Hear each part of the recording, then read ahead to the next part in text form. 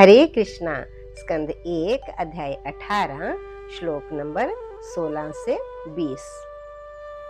स वै महाभागवतः परीक्षित् येनापवर्गाख्यं मदभ्रबुद्धिः ज्ञानेन वैयासकिशब्दितेन भेजे खगेन्द्रध्वजपादमूलम्।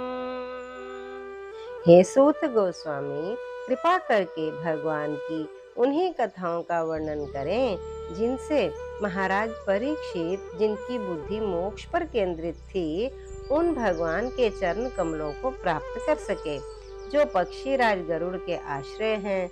इन्हीं कथाओं का उच्चारण व्यास पुत्र शील शुकदेव द्वारा हुआ था। हरे कृष्णा।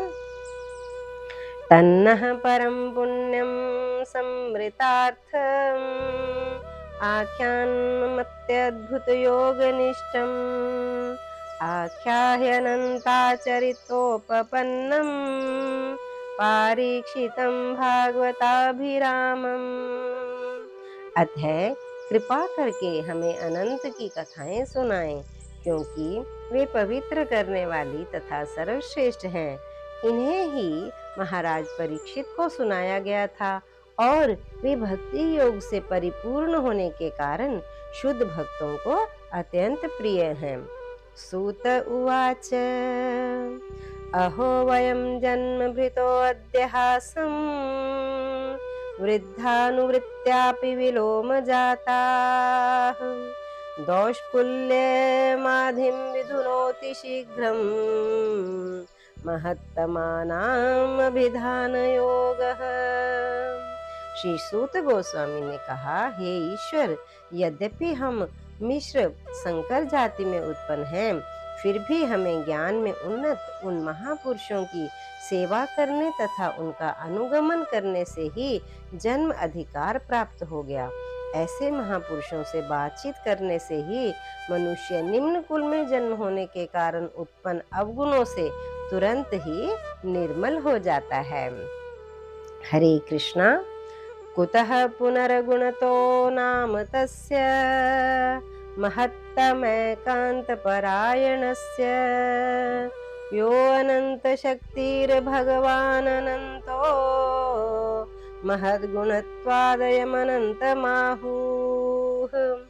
और उनके विषय में क्या कहा जाए, जो महान भक्तों के निर्देशन में अनंत के पवित्र नाम का कीर्तन करते हैं, जिनकी असीम शक्ति है।